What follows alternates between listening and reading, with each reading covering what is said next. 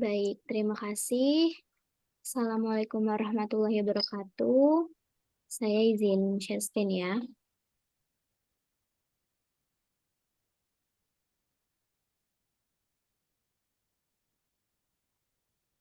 Apakah terlihat, Fabian? Amel? Terlihat. Lihat. Baik, sebelumnya perkenalkan, kami dari kelompok satu. Kami di sini akan mempresentasikan chapter 10, yaitu tentang acquisition and disposition of property, plant, and equipment. Dosen pengampu kami yaitu Bapak Dr. Sparta SEAK MSCA. Sebelumnya perkenalkan juga kami eh, ada saya sebagai anggota yaitu Salsabila Reskika dengan NIM 202212111133. Di sini saya tidak sendiri, saya bersama dua partner saya yaitu Perkenalkan, nama saya Abian Areli Abdurrahman dengan NIM 202212111001. Perkenalkan, nama saya Amelia Riza Putri dengan NIM 202212111032. Oke, terima kasih Abian dan Amel. Selanjutnya kita akan membahas tentang tujuan pembelajarannya. Jadi yang pertama, tujuan pembelajaran hari ini yaitu menerangkan tentang aset tetap. Lalu yang kedua, mengidentifikasikan item-item yang termasuk dalam perhitungan cost aset tetap. Yang ketiga, menjelaskan masalah akuntansi untuk aset tetap yang dibuat sendiri. Yang keempat, menjelaskan masalah akuntansi yang berhubungan dengan kapitalisasi bunga selama konstruksi. Yang kelima, menjelaskan masalah akuntansi dalam perolehan dan penilaian aset tetap. Yang keenam, menjelaskan biaya-biaya yang dikeluarkan aset setelah perolehan. Dan yang ketujuh, menjelaskan perlakuan akuntansi di posisi aset tetap.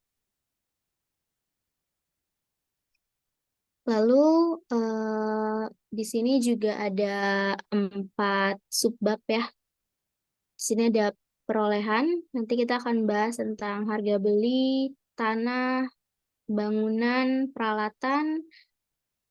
Terus juga ada aset tetap dibuat sendiri, biaya bunga, observasi. Itu kita akan bahas di subbab perolehan. Lalu di subbab penilaian kita akan bahas potongan tunai, kontrak, pembelian lamsam, pengeluaran saham, pertukaran non-kas, sumbangan pemerintah. Lalu di subbab yang ketiga ada biaya dikeluarkan setelah perolehan. Nanti ada penambahan, peningkatan dan pergantian produktivitas, rearrangement, dan reorganization. Terus ada perbaikan, ikhtisar. Lalu yang terakhir, subbab disposisi. Nanti ada penjualan, involuntary conversion.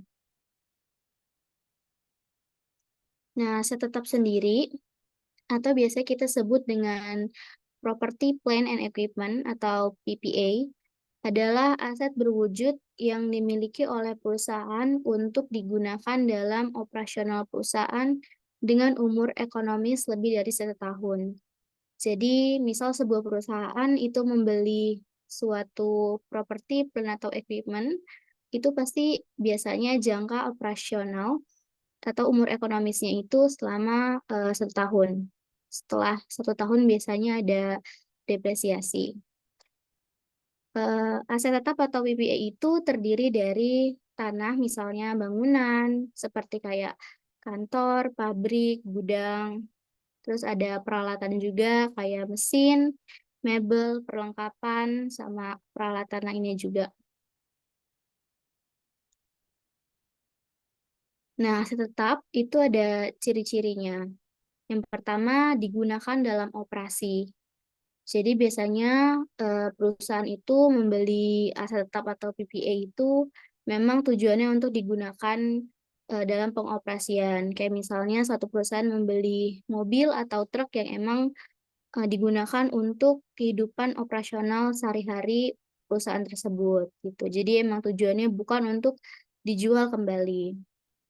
Lalu yang kedua, biasanya digunakan lebih dari 1 tahun dan didepresiasi. Seperti yang udah dimention tadi, bahwa perusahaan membeli aset tetap atau PPA itu memang digunakan dari lebih dari 1 tahun gitu. Pada saat udah lebih dari 1 tahun, biasanya emang ada terdepresiasi gitu. Misal, kalau misalnya biayanya pada saat beli nilainya 100.000, nanti ada dikurangkan sama depresiasinya, seperti itu. Lalu yang ketiga, aset tetap merupakan aset yang berwujud, seperti benda, perlengkapan, peralatan itu dia asetnya berwujud. Lalu di sini kita bahas subbabnya yaitu perolehan aset tetap atau PPA. Pertama ada cost historis yang berupa kas atau seluruh pengorbanan yang dapat diukur dengan kas untuk memperoleh aset tetap tersebut sampai kondisi siap digunakan.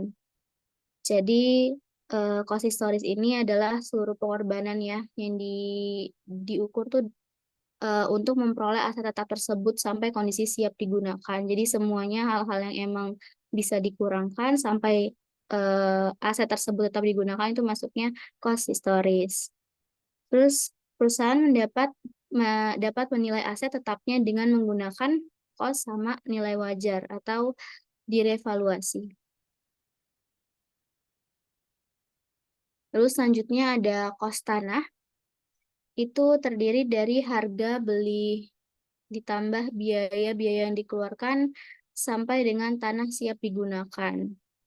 Biasanya terdiri dari harga beli, biaya balik nama, komisi, biaya notaris, terus juga biaya pemerataan dan sebagainya sampai tanah siap digunakan, terus biaya-biaya pembebasan jika tanah diagunkan, biaya improvement tanah yang mempunyai umur ekonomis sama dengan tanah. Jadi singkatnya tuh kos tanah itu adalah harga beli ditambah sama biaya-biaya yang dikeluarkan. Kayak tadi ada biaya balik nama, komisi, notaris, biaya pemerataan. Jadi benar-benar biaya-biaya yang emang sampai tanah itu bisa digunakan gitu. Nah, selanjutnya kalau untuk kos tanah juga biaya improvement tanah itu yang mempunyai unsur ekonomis terbatas, perlakuan akuntansinya disendirikan dan didepresiasi sepanjang umur ekonomisnya. Misalnya seperti lapangan parkir, gorong-gorong, tanah, taman, dan lain-lain. Jadi tanah yang memiliki untuk tujuan investasi digolongkan sebagai investasi, sedangkan tanah yang dimiliki developer digolongkan sebagai persediaan. Selanjutnya ada kos bangunan. Kalau kos bangunan itu termasuk seluruh biaya untuk pengorbanan ekonomis untuk mengakuisisi atau membangun bangunan gedung. Biasanya terdiri dari biaya bahan bangunan, biaya tenaga kerja, dan biaya overhead untuk membangun, biaya untuk arsitek, dan biaya kepengurusan. Jadi kos bangunan ini tuh benar-benar seluruh biaya yang emang eh, pada saat membangun suatu bangunan kayak tadi terdiri dari biaya bangunan, biaya tenaga kerjanya juga masuk, overheadnya juga, terus biaya arsitek dan lain-lain sebagainya itu masuk ke kos bangunan seluruhnya sampai gedung itu bisa digunakan gitu. Lalu ada kos peralatan. Itu termasuk seluruh pengeluaran untuk memperoleh peralatan sampai dengan siap digunakan.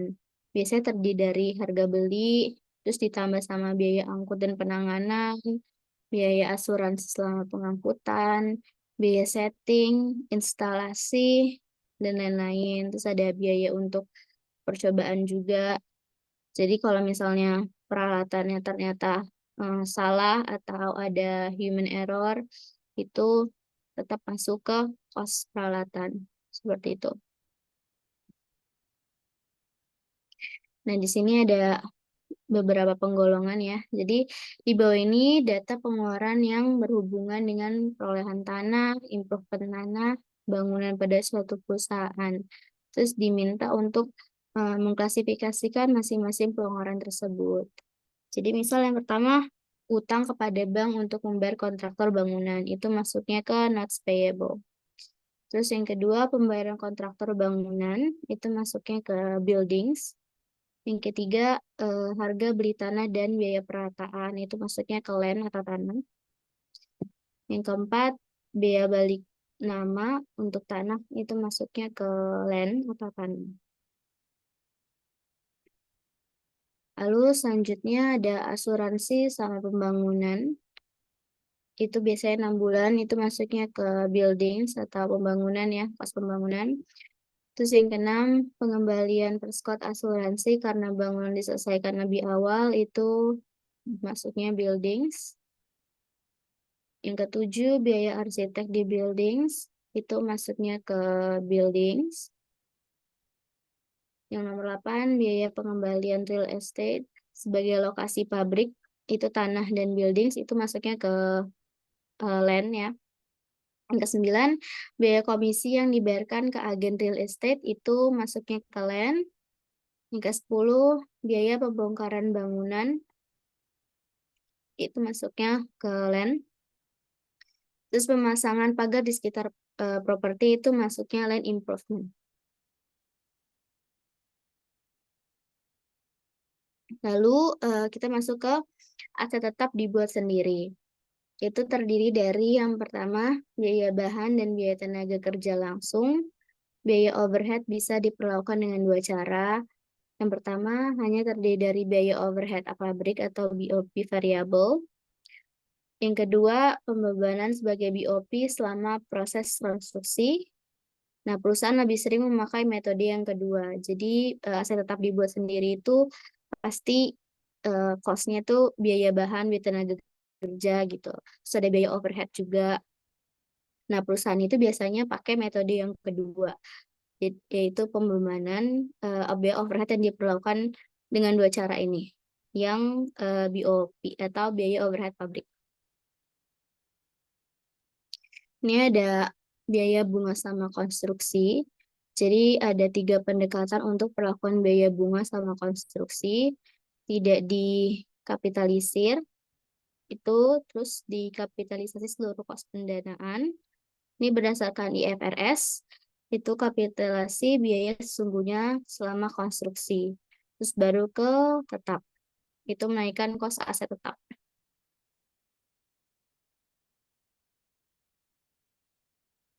Ini ada penjelasannya. IFRS mensyaratkan kapitalisasi biaya bunga selama konstruksi dengan modifikasi.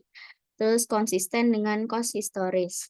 Nah, kapitalisasi meliputi 3 item, yaitu aset tetap yang dibuat, periode kapitalisasi, sama jumlah yang dikapitalisasi.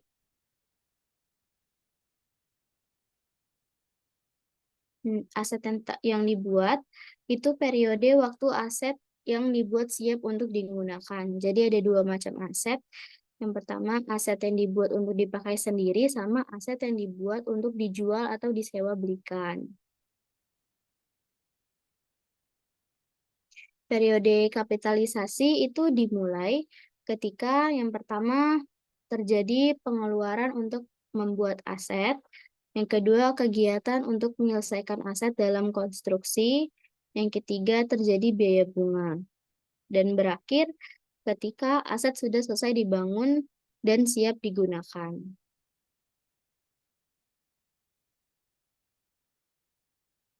Lalu jumlah yang dikapitalisasi itu dimulai ketika biaya sesungguhnya sama biaya yang bisa dihindarkan. Apa itu biaya yang bisa dihindarkan? Misalnya kayak perusahaan itu tidak membuat aset tersebut, itu bisa dihindarkan.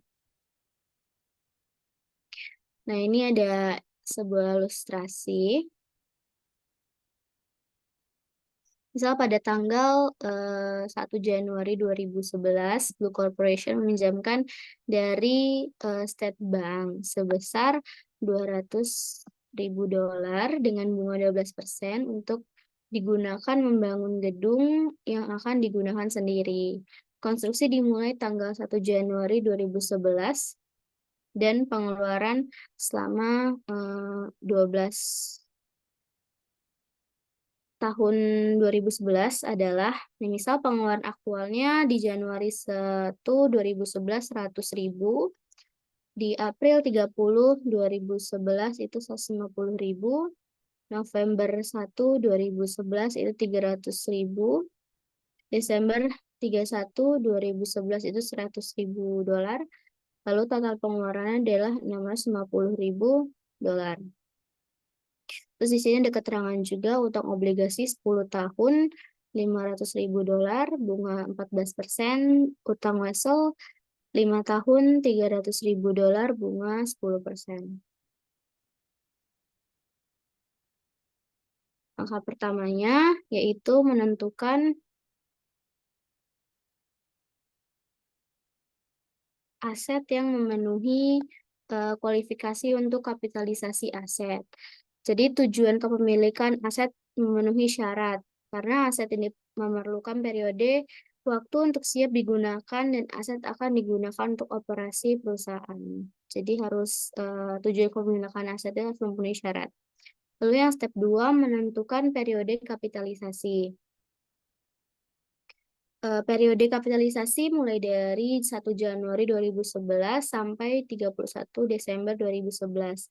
Karena pengeluaran telah dilakukan dan biaya-biaya bunga terjadi ketika konstruksi sedang berlangsung. Jadi dari Januari 11 sampai Desember 31 2011. Lalu step 3 yaitu hitung rata-rata tertimbang untuk akumulasi pengeluarannya. Step 4, menghitung bunga terhindarkan. Jadi pemilihan tingkat bunga yang tepat itu, yang pertama, untuk bagian rata-rata tertimbang akumulasi pengeluaran yang kurang atau sama dengan jumlah yang dipinjam, khusus untuk mendanai konstruksi aset, digunakan tingkat bunga yang disepakati. Terus yang kedua, untuk bagian rata tertimbang akumulasi pengeluaran yang lebih besar dari jumlah yang dipinjamkan, khusus untuk mendanai konstruksi aset. Gunakan rata tertimbang tingkat bunga untuk seluruh utang yang ada pada periode tersebut. Lalu langkah 5, mengkapitalisasi bunga aktual.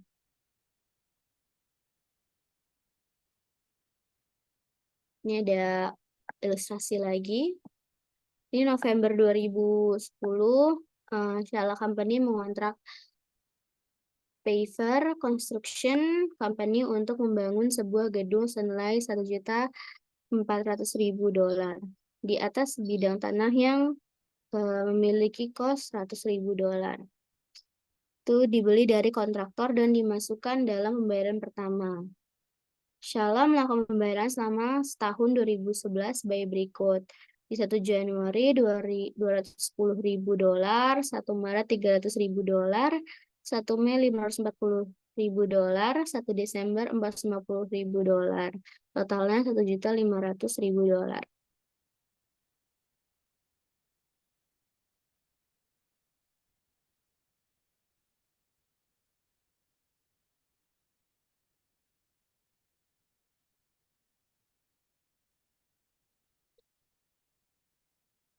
Nah, pembangunan gedung selesai dan siap ditempati pada tanggal 31 Desember 2011. Shala memiliki utang per 31 Desember sebagai berikut. Yang pertama ada utang konstruksi. Wesel berjangka 3 tahun bunga 15% untuk mendanai pembelian tanah dan bangunan gedung tertanggal 31 Desember 2010. Bunganya $750.000, dibayar setiap 31 Desember. Lalu ada utang lain, misalnya ada wesel berjangka 5 tahun, bunga 10%, $550.000, tertanggal 31 Desember. 31 Desember 2007, bunga dibayarkan tiap 31 Desember. Lalu ada obligasi berjangka 10 tahun, bunga 12%, $600.000, tertanggal 31 Desember 2006. Bunga dibayarkan setiap 31 Desember.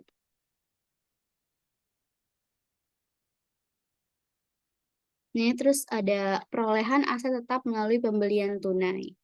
Jadi harga perolehan, yang pertama ada harga perolehan aset tetap sama dengan jumlah kas yang dibayarkan untuk mendapatkan dan menempatkan aset tetap sampai dengan kondisi siap untuk digunakan dalam operasi. Lalu jika pembelian dilakukan secara lamsam atau gabungan untuk beberapa jenis aset tetap, maka harga perolehan setiap jenis aset tetap atas dasar nilai pasar relatif masing-masing jenis aset tetap.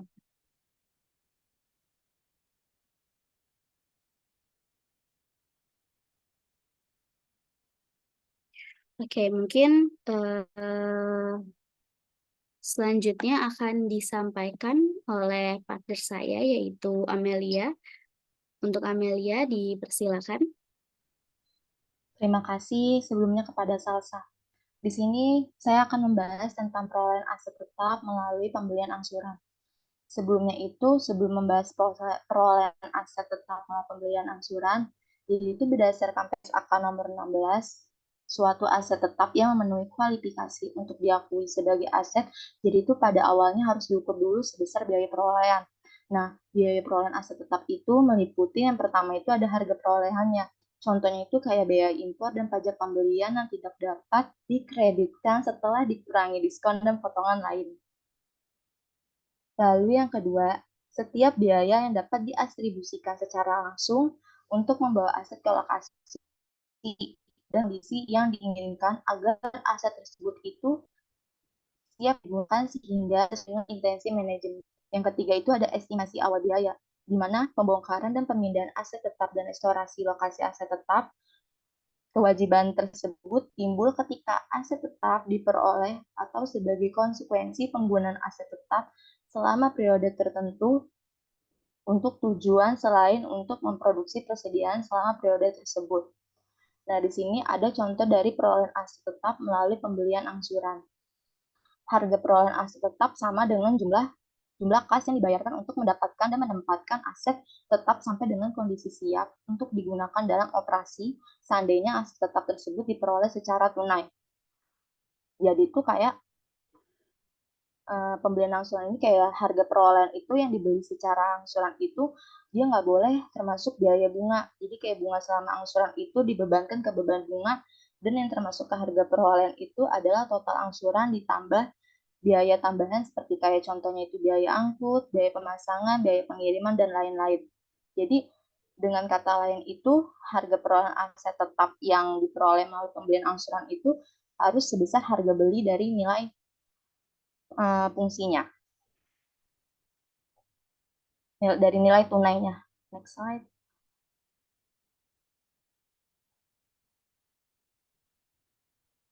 Di sini dari perolehan aset tetap melalui pembelian angsuran, di sini tuh juga terdapat unsur bunga yang terjadi akibat adanya utang pembelian angsuran yang tidak boleh diakui sebagai bagian dari harga perolehan aset tetap atau aktiva tetap. Next slide.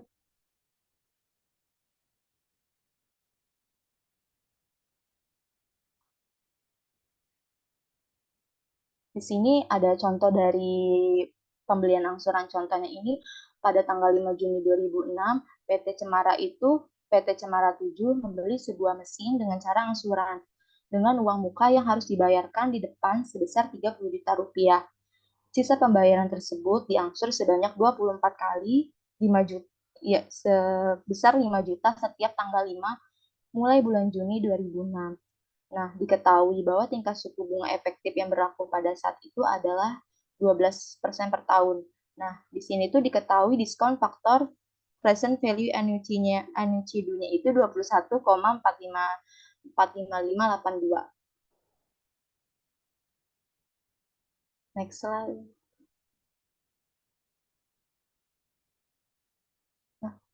Jawabannya itu kita harus cari dulu nih harga perolehan mesinnya itu ditentukannya dengan cara sebagai berikut. Yang pertama uang muka. Uang muka itu diketahui dari soal itu sebesar 30 juta rupiah. Lalu ada nilai tunai angsuran. Nilai tunai angsuran itu dari 5 juta dikali dari present value-nya tadi itu 21,45582. Jadi hasilnya 107.279.100. Jadi harga perolehan mesinnya itu dari uang muka ditambah nilai tunai angsuran dari jadi 30 juta ditambah 100.279.100, jadi hasilnya 137.279.100. Jumlah kas yang dibayarkan itu sebesar 150 juta. Lalu harga perolehan mesin yang tadi udah dihitung sebelumnya itu senilai 137.279.100 rupiah. Nah, jadinya bunga dibayar mukanya itu dari jumlah kas yang dibayarkan dikurang dari harga perolehan mesin. Jadi 150 juta dikurang 137.279.100, jadinya bunga dibayar di muka itu 12.720.900.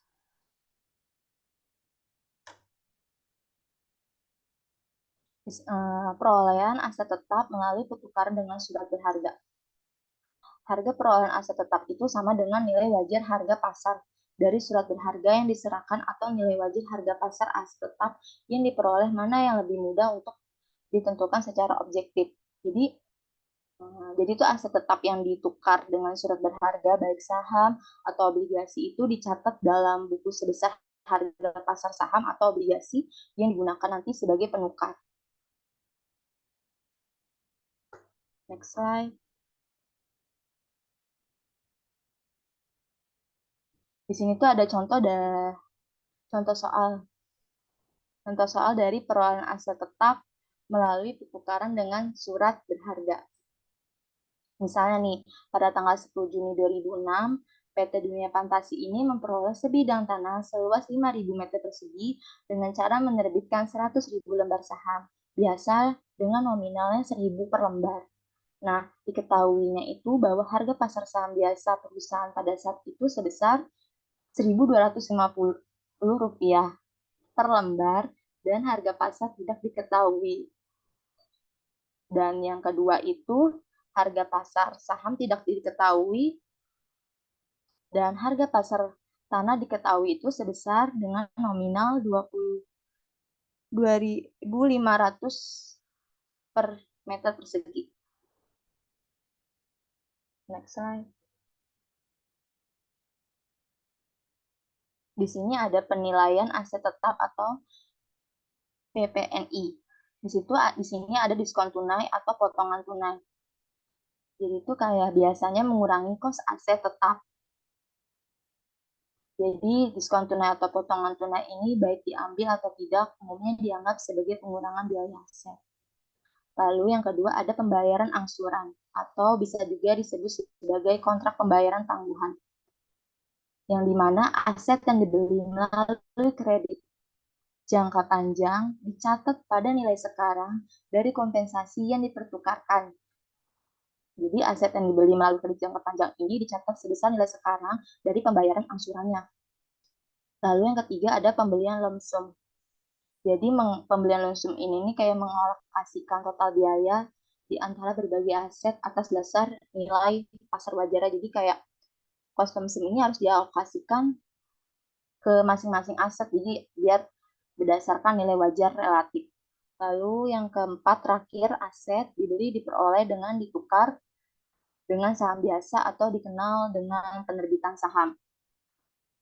Yaitu dicatat sebesar harga pasar saham. Jadi harga pasar saham yang diterbitkan merupakan indikasi yang baik dari biaya perolehan properti yang dibeli. Next slide.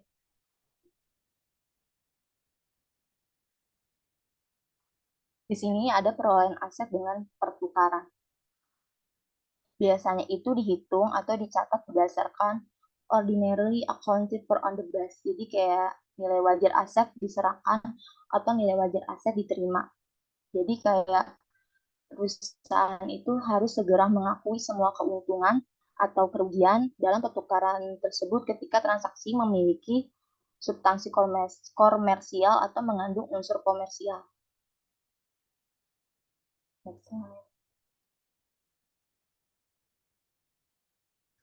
Di sini ada arti unsur komersial atau arti substansi komersial. Jadi kayak transaksi mengandung komersial terjadi jika terjadi perubahan aliran kas di masa yang akan datang karena pertukaran tersebut. Jadi itu kayak perusahaan memiliki substansi komersial jika arus kas masa depannya itu berubah sebagai hasil dari transaksi.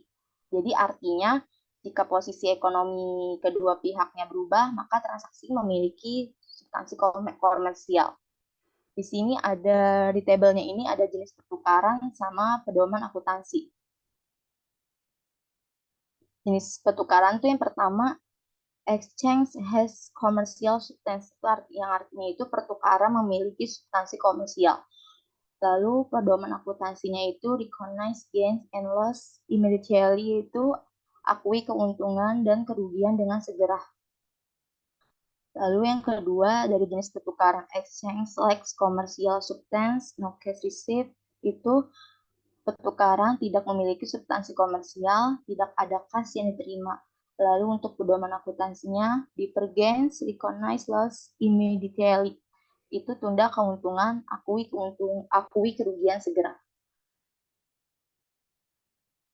Next slide. Dari penilaian aset tetap, di sini tuh terjadi kayak pertukaran terjadi rugi atau pertukaran situasi rugi. Jadi perusahaan itu harus mengakui kerugian dengan segera, baik pertukaran yang memiliki substansi komersial atau yang mengandung unsur komersial maupun tidak. Asumsinya gini, perusahaan tidak akan mencatat aset di atas harga kasnya. Jika mereka melakukannya, berarti mereka menunda kerugian dan aset dinilai terlalu tinggi. Jadi alasannya itu perusahaan tidak seharusnya menilai aset lebih dari harga setara kasnya. Jika pengakuan kerugian ditangguhkan, maka nilai aset akan lebih itu akan lebih tinggi, akan dinilai terlalu tinggi.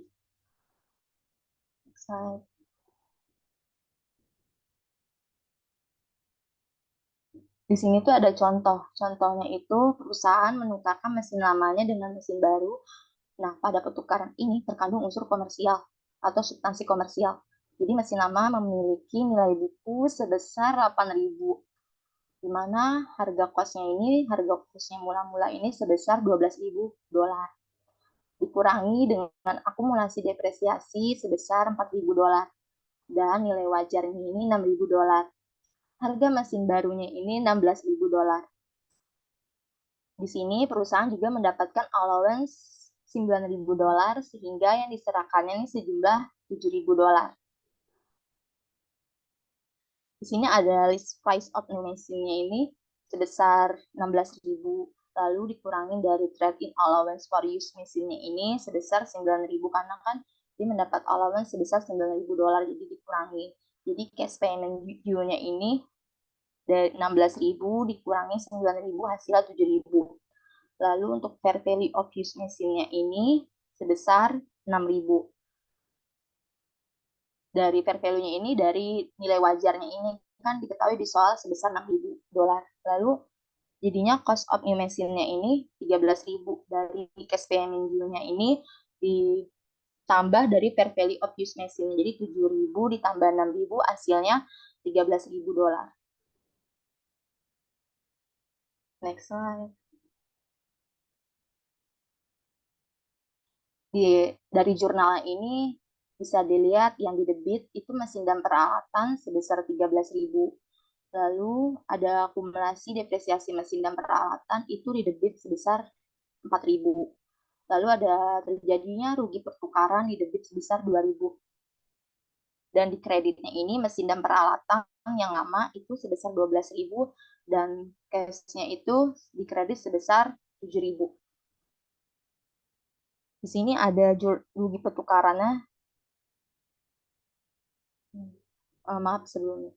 Rugi pertukarannya, jadi fair value of use machine-nya itu kan diketahui dari soal sebelumnya kan nilai wajar itu $6.000. Lalu book value-nya itu sebesar 8.000. Jadi dia mengalami loss on disposal of use machine-nya itu sebesar $2.000. Jadi jadinya karena 6 dikurang 8 kan minus, jadi loss. Next slide. Minus. Di sini ada pertukaran situasi laba atau bisa dikenal juga kayak pertukaran situasi untung. Di sini jika memiliki substansi komersial atau yang mengandung unsur komersial, biasanya itu perusahaan mencatat pertukaran aset tetap dengan unsur komersial sebesar nilai wajar aset tetap dan diserahkan dan langsung mengakui laba pada pertukaran. Jadi dia harus segera mengakui keuntungan kalau dia memiliki substansi komersial. Next slide. Next slide. Sini ada contohnya nih. Contohnya illustrationnya ini perusahaan transportasi Nusantara menukarkan beberapa truk lama dengan truk baru.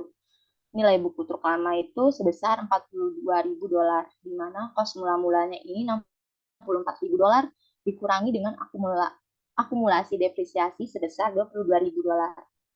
Dan truk lama ini mempunyai nilai wajar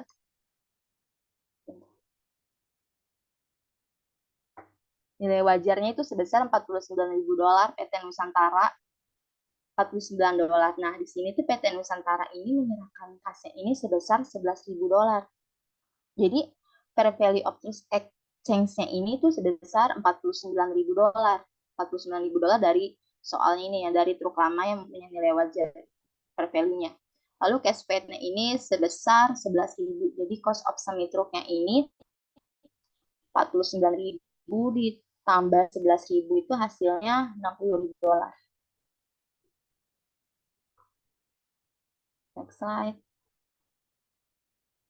Nah, di sini tuh ada jurnalnya. Jurnalnya itu ada truk yang baru itu sebesar $60.000.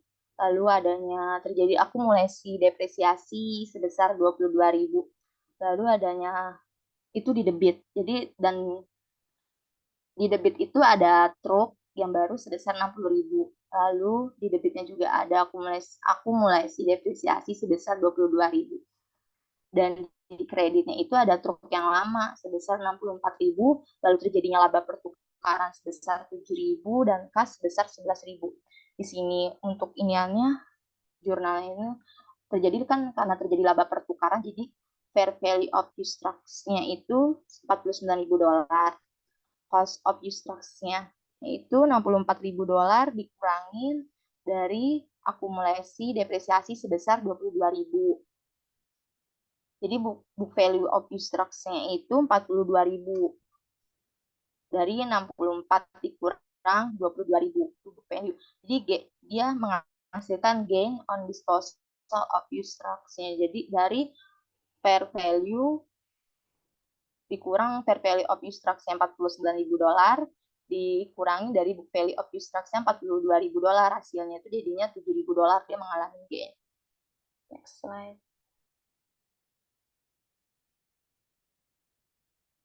Di sini ada pertukaran jika di mana situasi keuntungan atau laba ini tanpa unsur komersial atau substansi komersial. Jadi diasumsikan pada saat tukaran truk tidak terkandung unsur komersial. Jadi pada situasi ini PT Nusantara ini tidak diperkenankan mengakui laba pertukaran sebesar $7.000.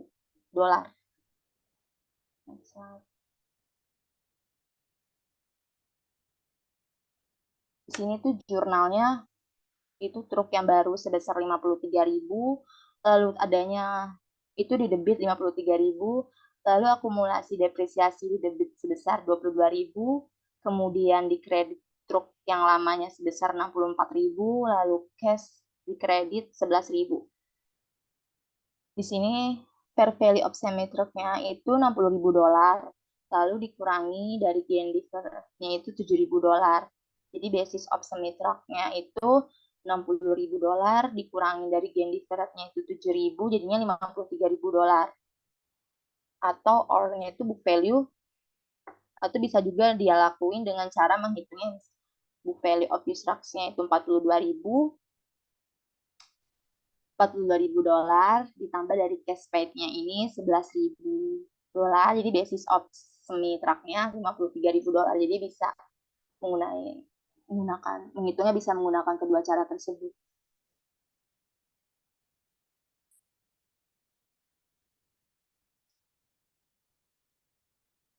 Kesimpulan atau ringkasan dari pengakuan keuntungan atau laba dan kerugian pada pertukaran aset tetap ini, yang pertama itu hitung total keuntungan atau laba atau kerugian atas transaksi.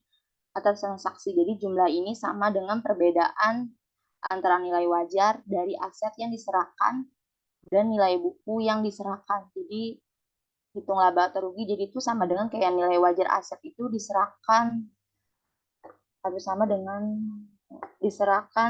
dikurang dari nilai buku aset yang diserahkan. Lalu yang kedua, jika perhitungan pada langkah yang pertama ini menghasilkan kerugian, maka harus selalu akui seluruh kerugian. Jadi jika hasil rugi harus diakui. Lalu yang ketiga, jika perhitungan pada hitungan yang pertama itu keuntungan atau laba, maka di sini yang A, akui jika ada unsur komersialnya. Lalu yang B, tidak diakui jika tidak ada unsur komersialnya. Next slide.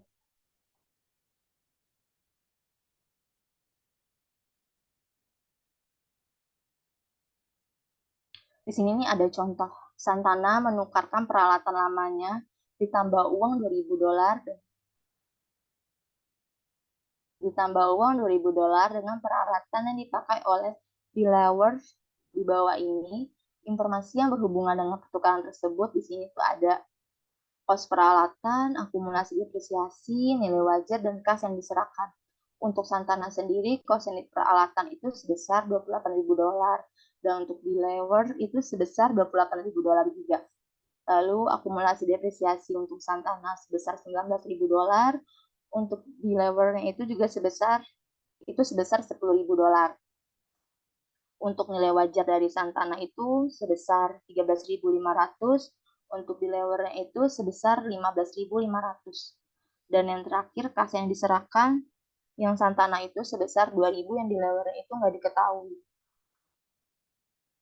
Nah, di sini diminta buatlah jurnal yang diperlukan untuk kedua perusahaan tersebut jika yang pertama ini mengandung unsur komersial dan yang keduanya yang B-nya enggak, tidak mengandung unsur komersial. Next slide.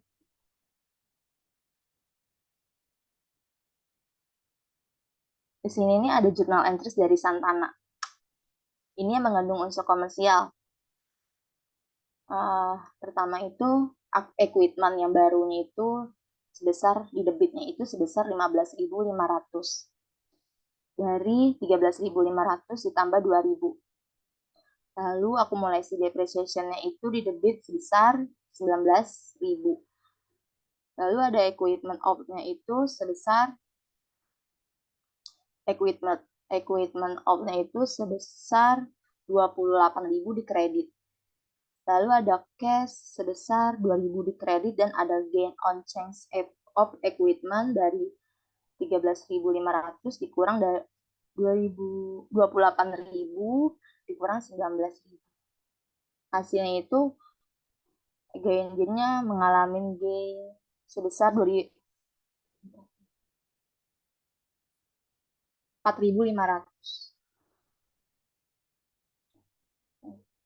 Mengalami gain sebesar 4.500.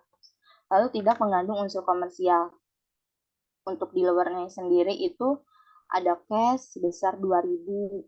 Lalu ada equipment atau peralatan yang baru sebesar 13.500. Lalu ada akumulasi depresiasinya itu sebesar 10.000. Loss on change of equipment di debit 2.500 dan di kreditnya ada equipment yang out-nya itu sebesar 28.000 dan dia harus balance. Next slide.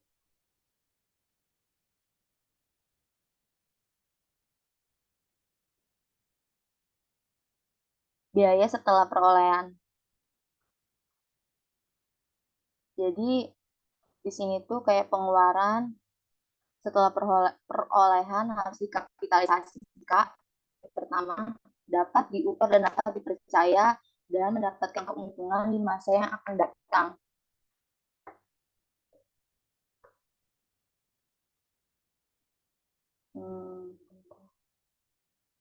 Dulu di sini tuh ada keuntungan atau manfaat di masa yang akan datang, manfaat ekonomi di masa depan gitu.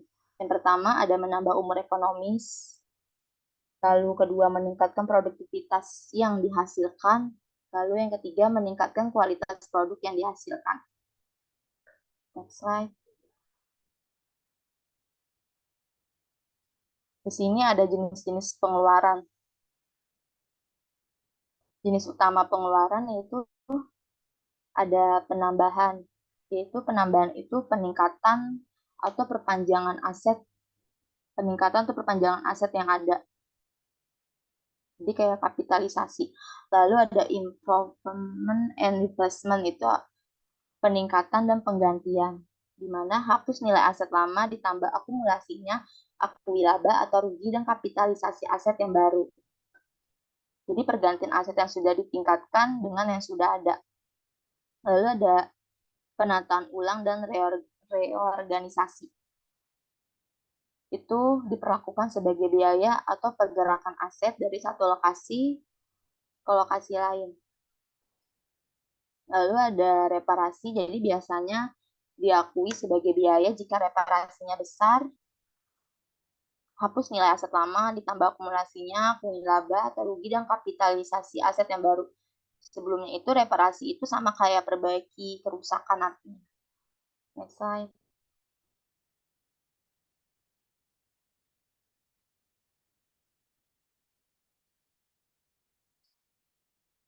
Sama seperti kayak di slide sebelumnya, di sini tuh jenis-jenis pengeluaran itu ada kayak penambahan, improvements and replacement, atau peningkatan dan penggantian.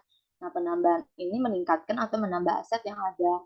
Lalu untuk peningkatan dan penggantian, itu penggantian dari aset yang ada. Lalu untuk penataan ulang dan reorganisasi itu pemindahan aset dari suatu tempat ke tempat lain.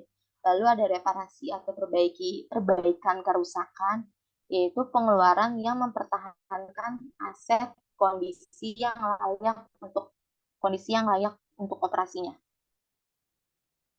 Next slide.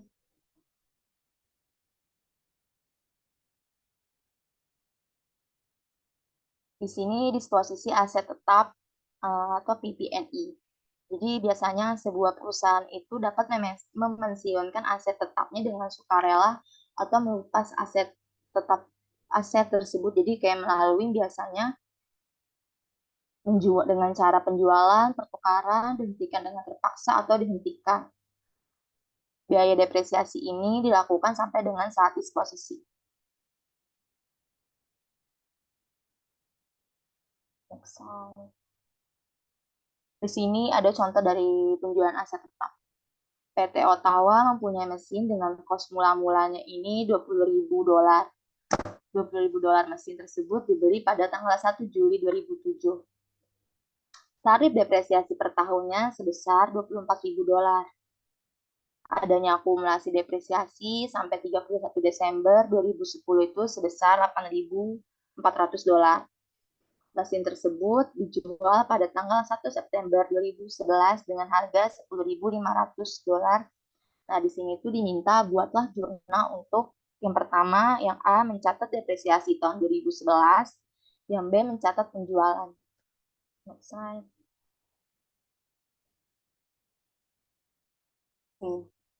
Jurnalnya itu untuk penyusutan untuk 2011 yang A, ada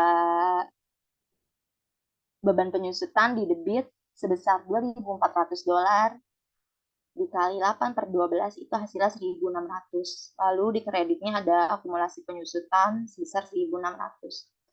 Lalu yang B, mencatat penjualan, itu jurnalnya kas di debit sebesar 10.500, lalu di debitnya juga akumulasi penyusutan sebesar 10.000, kemudian di kredit ada mesin sebesar 20.000, dan keuntungan atas penjualan 500 di kredit. Jadi di debit sama kredit itu harus sama 20.500, harus balance.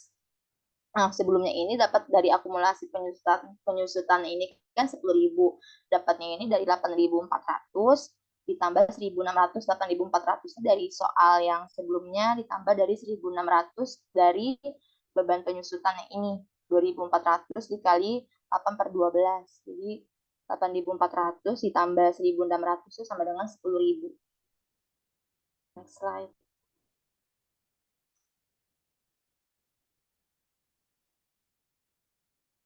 Di sini ada aset tetap dihentikan karena kecelakaan. Jadi itu misalnya karena terjadi musibah seperti kebakaran, kebanjiran, dan sebagainya berikut.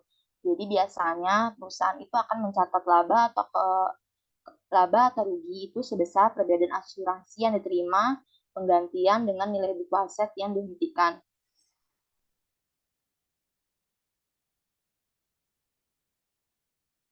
Nah, selanjutnya akan dijelaskan oleh teman saya, Adi. Baik, terima kasih Amel. Selanjutnya saya akan menjelaskan tentang PSAK dari aktiva tetap.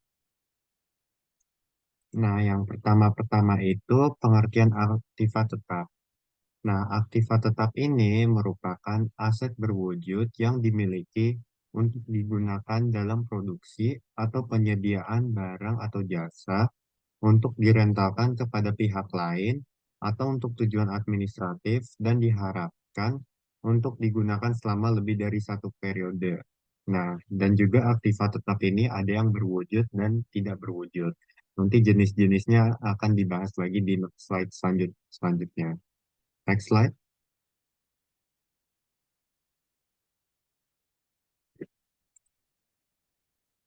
Nah, ciri-ciri aktiva tetap. Nah, aktiva tetap ini memiliki beberapa ciri-ciri khusus yang diantaranya itu adalah pertama, memiliki bentuk fisik. Jadi, aktiva tetap itu biasanya berwujud fisik dan memiliki bentuk serta ukuran yang jelas. Lalu yang kedua, digunakan dalam kegiatan operasional. Nah, aktiva tetap itu juga digunakan dalam kegiatan operasional perusahaan, tapi bukan untuk dijual kembali. Jadi itu untuk digunakan sebagai kegiatan operasionalnya saja. Lalu selanjutnya yang ketiga, masa manfaat lebih dari 1 tahun. Nah, aktiva tetap ini memiliki itu masa manfaat ekonominya biasanya lebih dari 1 tahun. Ya, kita semua juga udah tahu kalau aktiva tetap itu periodenya itu selalu lebih dari 1 tahun. Lalu selanjutnya ada nilai material yang cukup besar. Nah, ini itu biasanya memiliki nilai yang cukup signifikan maksudnya. Lalu selanjutnya dapat diukur berdasarkan nilai historis atau nilai wajar. Nah, nilai aktiva tetap itu juga berdasarkan harga perolehan atau nilai-nilai pasar saat ini. Jadi bisa dilihat bisa dimonitor dari nilai pasarnya. Lalu dapat dipinjamkan kepada pihak lain dengan imbalan bunga. Nah, aktiva tetap itu juga bisa digunakan ini sebagai jaminan untuk memperoleh pinjaman agar mendapat imbalan bunga. Lalu yang terakhir, dikenakan pajak penghasilan. Nah, kan karena merupakan aset yang dimiliki perusahaan, aktiva tetap itu biasanya selalu dikenakan pajak penghasilannya. Next slide.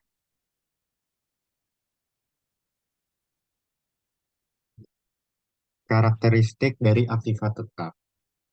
Nah, aktiva tetap itu sebagai bagian penting dari aset perusahaan memiliki karakteristik unik yang membedakannya dari jenis aset lainnya. Nah, aktiva tetap ini karakteristiknya ada 3 utama.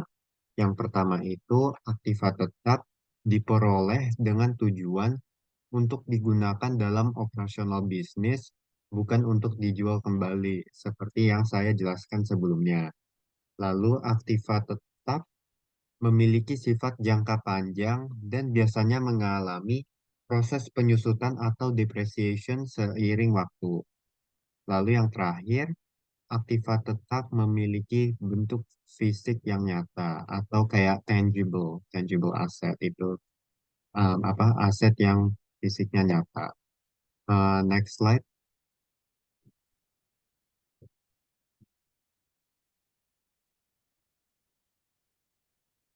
Nah, di sini jenisnya yang pertama itu aktiva tetap itu ada aktiva tetap yang berwujud atau tangible. Nah, yang pertama contohnya itu kayak seperti tanah.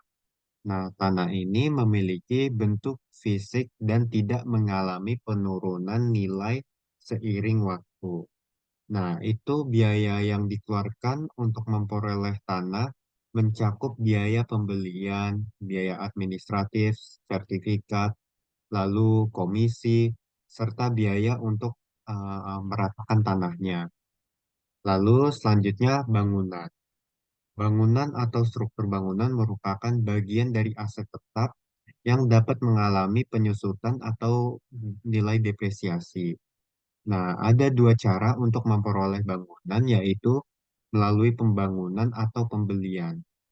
Biaya yang terlibat dalam memperoleh bangunan melalui pembangunan mencakup biaya jasa arsitek dan kontraktor, biaya bahan, biaya tenaga kerja konstruksi, serta biaya perizinan.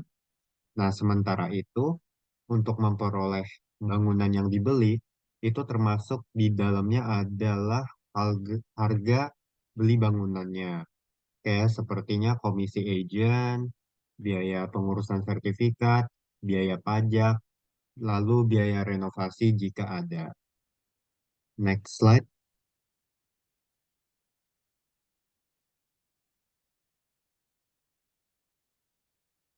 Nah, di sini ada mesin. Nah, mesin adalah aktiva yang berwujud dan rentan mengalami penyusutan nilai. Biaya perolehan mesin mencakup biaya pembelian, biaya pengiriman, biaya pemasangan, pajak penambahan nilai, dan juga biaya asuransi. Nah, karena ini biaya mesin ini selalu ada depreciation-nya. Lalu yang terakhir ada perabotan. Nah, perabotan ini merupakan bagian dari aset yang berwujud dalam suatu perusahaan. Ini mencakup barang-barang seperti kayak yang di perabotan kantor atau rumah, kayak seperti meja, kursi, lemari, dan peralatan kantor lainnya yang digunakan untuk operasional bisnis. Nah, aset ini cenderung mengalami penyusutan nilai seiring waktu dan penggunanya. Next slide.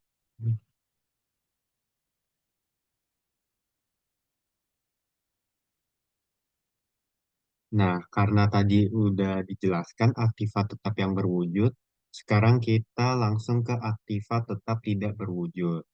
Nah, aktiva tetap tidak berwujud ini ada yang pertama itu adalah hak paten. Nah, hak paten ini adalah hak eksklusif yang diberikan oleh negara kepada penemu untuk sebuah temuan di bidang teknologi. Berarti ini kayak inovasi lah ya. Jadi hal ini memungkinkan penggunaan atau penjualan produk tertentu dalam jangka waktu tertentu yang diberikan. Nah, hak paten itu biasanya memberikan perlindungan hukum terhadap kemungkinan duplikasi atau pembajakan produk oleh pihak lainnya. Jadi, hak paten itu biasanya bisa diperoleh dengan membeli atau mengembangkan sendiri. Lalu yang selanjutnya ada goodwill. Nah, goodwill adalah perbedaan antara nilai yang tercatat dalam buku akuntansi atau biaya perolehan suatu perusahaan dengan nilai pasar aktual atau nilai sebenarnya dari perusahaan tersebut. Nah, goodwill ini menjadi bagian integral dari perusahaan itu sendiri dan tidak dapat dijual secara terpisah. Nah, faktor-faktor yang menyumbang terhadap pembentukan goodwill ini biasanya meliputi reputasinya yang baik, lalu mereknya yang dikenal, terus lokasi usahanya juga strategis, lalu keahlian dari karyawan-karyawan perusahaan tersebut, dan teknologi yang digunakan di perusahaan tersebut. Jadi itu bisa untuk dipertimbangkan. Selanjutnya,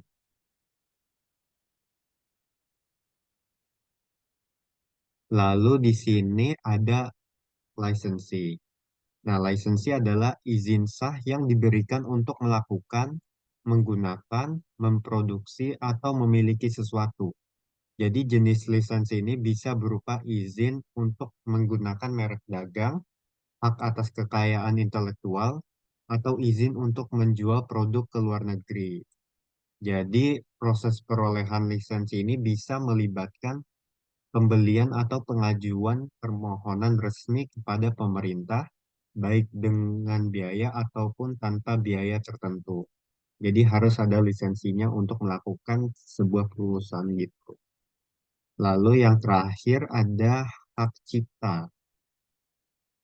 Nah, hak cipta ini adalah hak yang melindungi karya-karya intelektual di bidang ilmu pengetahuan, seni, dan sastra yang unik diciptakan dari ide, metode, prosedur, atau konsep yang sudah terwujud. Nah, contohnya adalah hak cipta itu atas program komputer, peta, buku, dan karya fotografi. Jadi itu ada copyright-nya. Copyright itu ya hak ciptanya dari seorang pembuatnya itu. Next slide.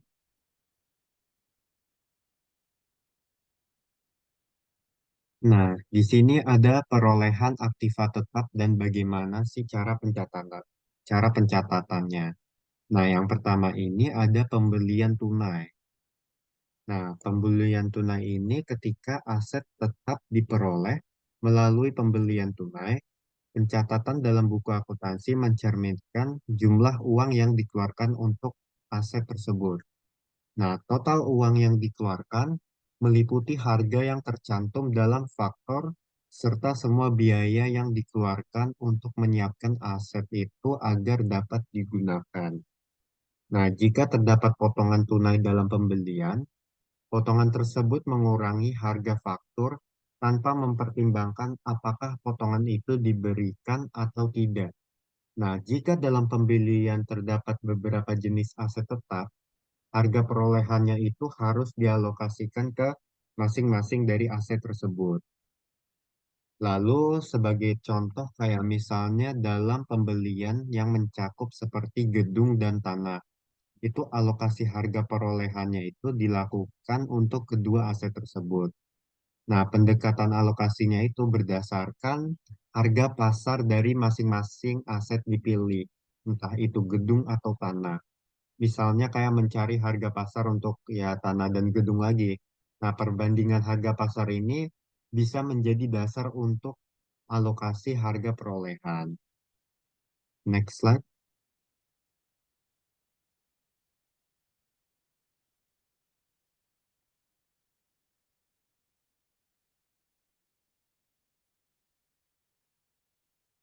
Hmm,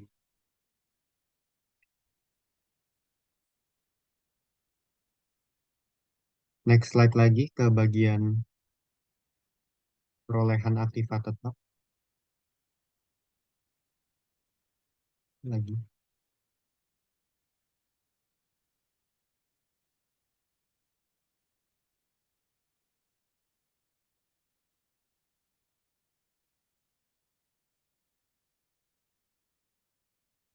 Ya.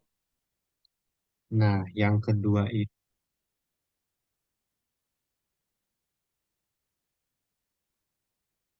yang kedua itu adalah pembelian angsuran.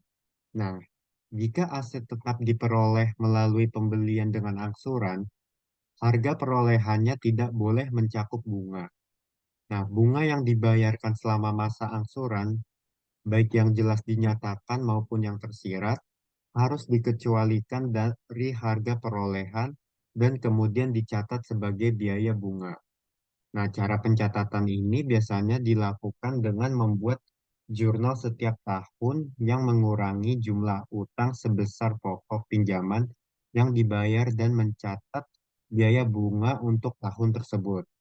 Sementara mengkreditkan kas sebesar jumlah angsuran yang dibayarkan kepada bunganya itu. Nah, jadinya itu apabila kayak kayak misalnya apa, kalau mau beli angsuran itu ada mencakup bunganya itu pastinya mengeluarkan kas-kas terus di setiap tahunnya itu. Jadi di jurnal terus. Next slide.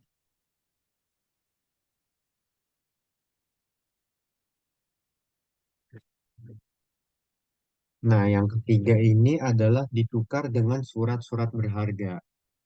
Aset tetap yang diperoleh melalui pertukaran dengan obligasi atau saham perusahaan dicatat dalam buku besar dengan nilai yang sama dengan harga pasar saham atau obligasi yang digunakan dalam pertukaran. Nah, jika harga pasar saham atau obligasi tidak diketahui, maka nilai perolehannya ditetapkan berdasarkan nilai pasar dari aset yang diperoleh. Nah, jadi apabila harga pasar surat berharga dan juga aktiva tetap yang ditukar tidak diketahui, maka dalam kondisi tersebut nilai pertukaran atau akan ditentukan oleh keputusan pimpinan perusahaan tersebut. Nah, pertukaran aset tetap dengan obligasi atau saham perusahaan menjadi dasar pencatatan harga perolehan dan nilai-nilai berharga yang dikeluarkan. Nah, nilai pertukaran ini dicatat dalam rekening modal saham atau utang obligasi sebesar nilai nominalnya. Selisih antara nilai pertukaran dan nilai nominal tersebut dicatat dalam rekening disagio atau yang dikenal agio. Nah, jika dalam pertukaran ini perusahaan menambahkan uang muka, nah maka harga perolehan let's say mesin itu adalah jumlah dari uang yang dibayarkan ditambah dengan harga pasar surat berharga atau obligasi yang dijadikan penukar.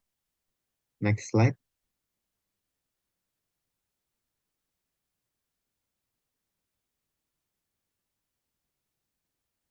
Yang keempat adalah ditukar dengan aset tetap yang lain. Nah, seringkali pembelian aset tetap itu dilakukan melalui pertukaran atau program tukar tambah. Nah, dalam situasi ini, aset lama digunakan sebagai pembayaran untuk aset baru baik sebagian atau seluruhnya, dengan kekurangannya diselesaikan melalui pembayaran tunai.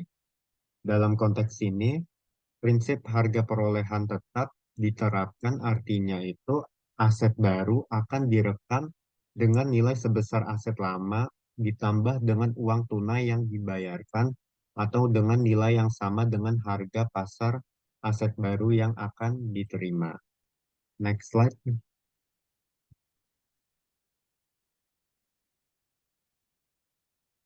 Nah, yang kelima ini perolehan aktiva tetap itu bisa didapatkan dari hadiah atau donasi.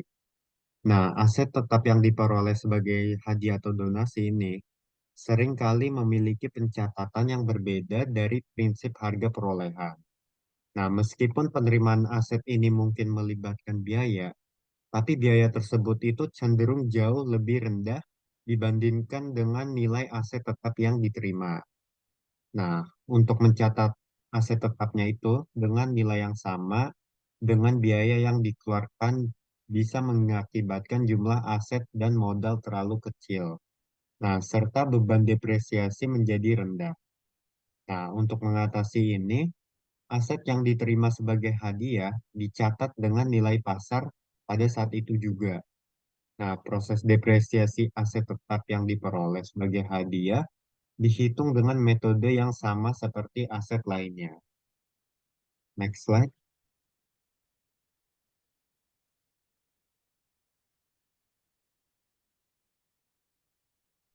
Lalu yang terakhir adalah aktiva yang dibuat sendiri. Nah, dalam beberapa situasi, perusahaan seringkali memilih untuk membuat sendiri aset tetap yang mereka perlukan, seperti gedung, peralatan, atau perabotan. Nah, ini biasanya dilakukan untuk menggunakan kapasitas yang belum terpakai atau tenaga kerja yang tersedia. Nah, semua biaya yang terkait dengan pembuatan aset ini, kayak seperti bahan, upah langsung, dan biaya overhead langsung, umumnya nggak sulit untuk ditentukan dalam menetapkan harga pokok aset tetap yang dibuat. Namun, ketika menyangkut biaya overhead tidak langsung, muncul pertanyaan tentang seberapa besar alokasi yang seharusnya diberikan pada aset yang sedang dibuat. Jadi karena ada biaya overhead tidak langsung, jadi kita nggak tahu nih yang diberikan pada nilai asetnya itu. Nah, Aktiva dibuat sendiri itu biasanya terdapat dua cara untuk membebankan biaya factory overhead antara lain, kayak seperti kenaikan biaya factory overhead yang dibebankan kepada Aktiva yang dibuat. Lalu yang kedua, biaya factory overhead itu kan akan dialokasikan dengan tarif untuk pembuatan Aktiva dan juga produksi. Next slide.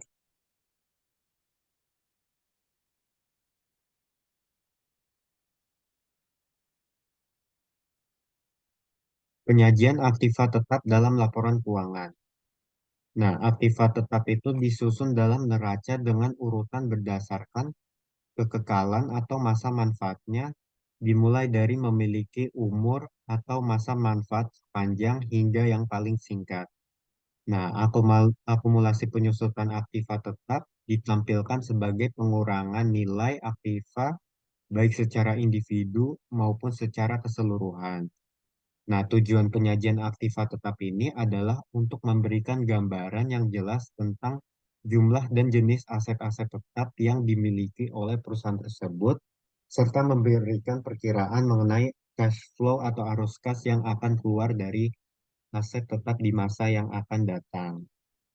Nah, menurut standar akuntansi keuangan itu, penyajian aktiva tetap di neraca adalah aktiva tetap disajikan berdasarkan nilai perolehan aktiva tetap tersebut dan akan dikurangi dengan akumulasi depresiasi. Kayak misalnya aktiva tetap seperti equipment, itu kan bakal dikurangi dengan akumulasi depreciation equipment di neracanya. Next slide.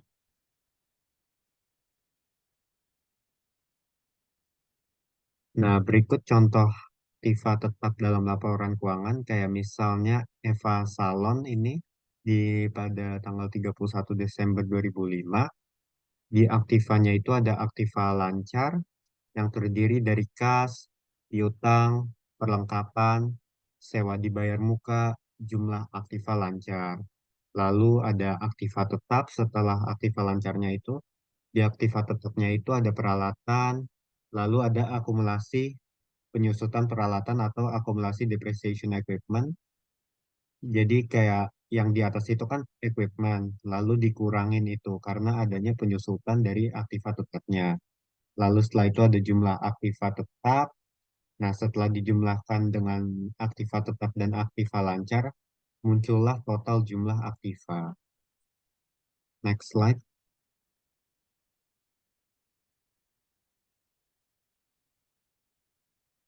Nah, pengertian penyusutan aktiva tetap. Menurut Komersial PSAK nomor 16, penyusutan adalah alokasi sistematis jumlah yang dapat disusutkan aktiva sepanjang masa manfaat. Lalu menurut PSAK juga, jumlah yang dapat disusutkan adalah jumlah tercatatnya, baik mengikuti model biaya maupun model revaluasi. Lalu dikurangi dengan nilai residu aset yang bersangkutan.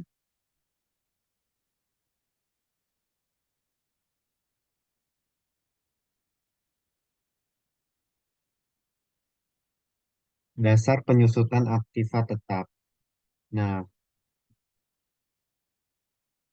pada dasarnya, baik dalam standar akuntansi keuangan maupun dalam Undang-Undang Pajak Penghasilan di Indonesia, prinsip dasar penyusutan serupa ini tercermin dari pernyataan dasar penyusutan yang ada dalam keduanya.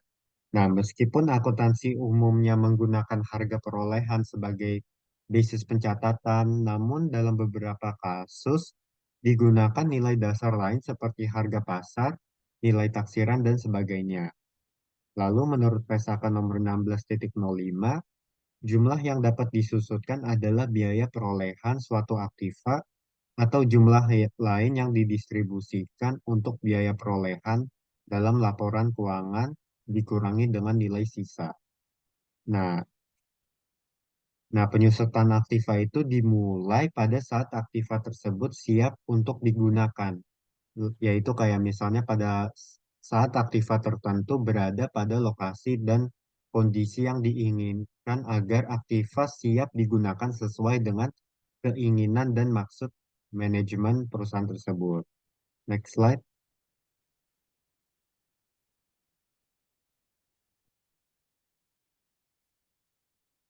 Nah, di sini ada jenis-jenis penyusutan aktiva tetap. Yang pertama, penyusutan atau depreciation. Nah, depreciation ini metodenya ada 4.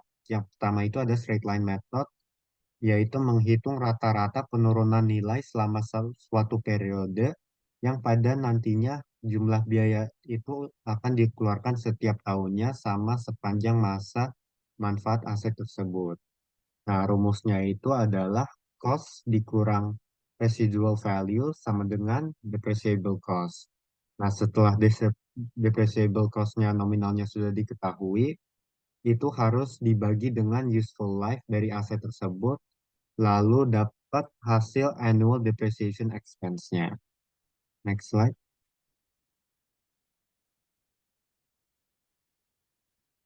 Lalu selanjutnya ada declining balance.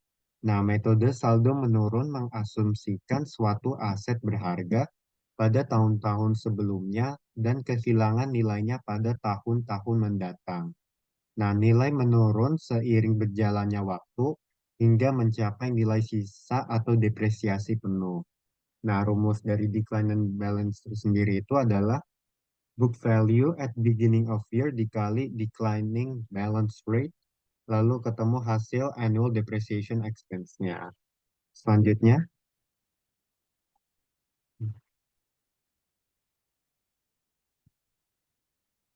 lalu yang ketiga itu ada metode dengan unit of activity, yaitu adalah teknik penyusutan yang masa manfaatnya dinyatakan sebagai persentase total unit produksi atau penggunaan yang diharapkan dari suatu aset, bukan jangka waktu tertentu.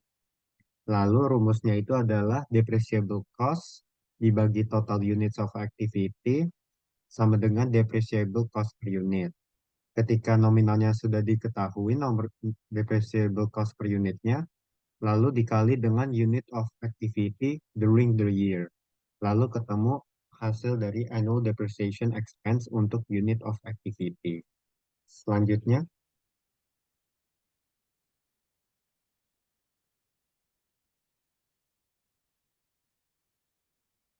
nah yang terakhir di metode depreciation ini adalah sum of the year. Nah, jumlah tahun menentukan penyusutan dengan laju yang lebih cepat dibandingkan metode garis lurus atau straight line, namun lebih kecil dibandingkan metode saldo menurun. Nah, ini menghasilkan biaya penyusutan yang lebih tinggi di tahun-tahun awal dan menurun di kemudian hari. Nah, ini berguna ketika suatu aset kehilangan sebagian besar nilainya menjelang awal masa manfaatnya. Nah, rumus dari sum of the year ini adalah sisa usia aset pada tahun pengguna dibagi jumlah angka tahun usia aset tetap, lalu dikali jumlah yang harus dikeluarkan. Next slide.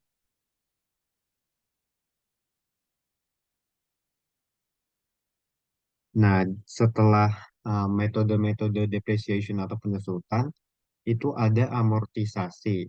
Nah, amortisasi ini adalah alokasi sistematik biaya perolehan aktiva tak berwujud, misalnya kayak tadi paten, goodwill, trademark, franchise, dan lain-lain, selama masa manfaatnya. Nah, batas maksimum periode amortisasi ini ditetapkan oleh PSAK adalah 20 tahun.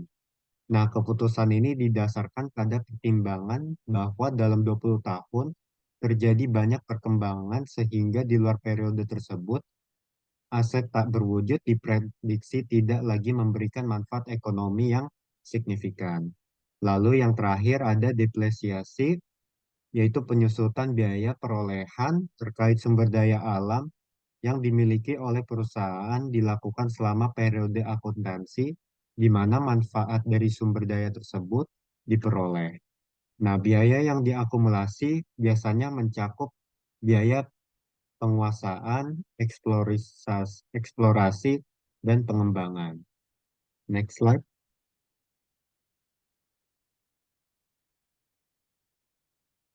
Nah, itulah akhir presentasi dari kelompok satu mengenai aktiva tetap. Sebelumnya kami ingin berterima kasih kepada Bapak Dr. Sparta, dosen pengampu akuntansi keuangan menengah, dan saya, Salsa dan Amelia dan kelompok satu ingin meminta maaf bila ada kesalahan kata atau kurang pemahaman dari materi ini. Jadi kurang lebihnya mohon maaf. Baiklah, saya akan tutup. Terima kasih. Wabillahi taufiq wal hidayah. Wassalamualaikum warahmatullahi wabarakatuh.